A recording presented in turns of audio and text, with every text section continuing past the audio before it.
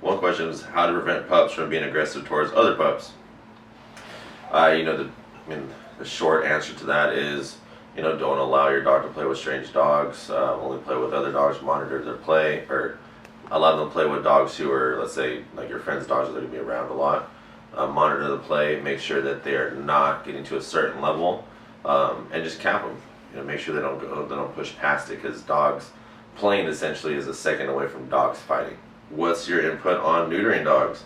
Personally, I would advise most people to neuter their dogs after 2 years old, once they're fully completed growing. Especially if you're not breeding your dog, there's not really a point at that time. How do I exercise my low drive dogs? I don't chase anything besides prey. So if I'm reading that correctly, your dogs have low drive but they chase prey. I would use a flirt pole or run your dog. Have a dog next to a bike, do things like that. Just get out and exercise with them. How many times a week do you meet with clients to work with them and their dog? Every day. I work with a bunch of different clients. We have a pretty active client roster with a bunch of different goals and personalities, so we're consistently working. How do I get my dog to stop chasing his tail and to stop jumping on people? Or they say in people, but I'm assuming that's on people. You got to correct that behavior. The big thing is, put a leash on him, start jumping on him, no, give him a correction. Start chasing the tail, no, give him a correction, and go from there. But these are all just blanket statements too, so consult with a trainer in your area. Can a rescue dog be trained for protection work? Yes, absolutely. If the dog has the proper nerves, has the ability, and will do it without being forced to do it. So you're not actively working in defense. The dog actually wants to work and is enjoying the work. Because a lot of times people will put too much defense to get a dog to bite, but what that does is it creates fear biting.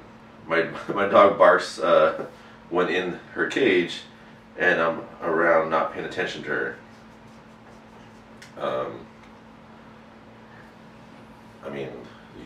You gotta deal with it. That's called crate training. Don't let her out when she's barking in the crate. Only let her out when she's calm. Do the work there. Trying to work on a dog's out while doing protection work. Any tips?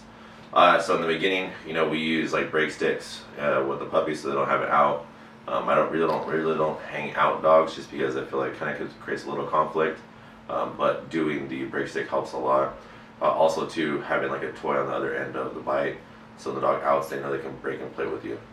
What makes a good therapy dog? The kind of is in nursing homes and such.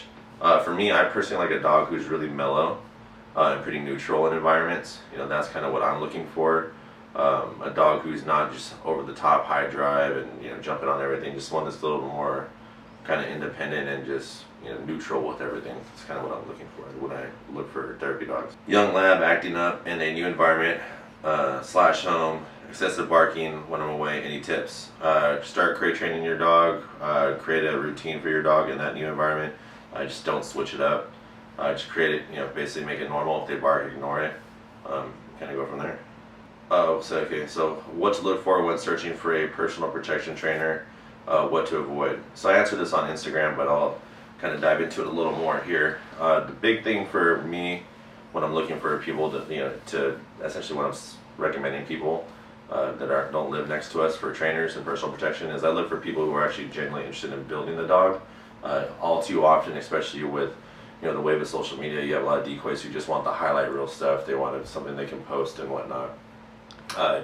And that's not good. It's not really about building your dog. It's more about them building their ego.